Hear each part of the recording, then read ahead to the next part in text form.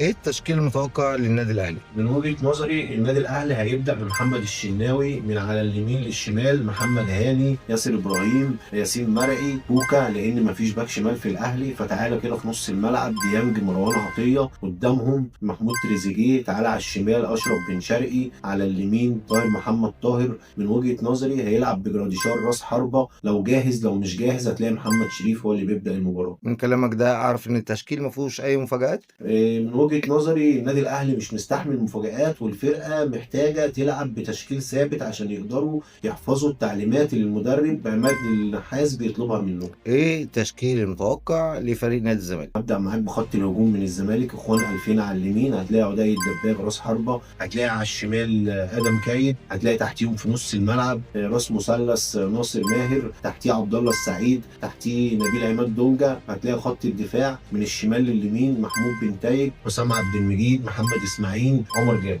برضك ما فيش اي مفاجآت. إيه توقعاتك ايه للمباراة؟ لو النادي الاهلي قدر يخطف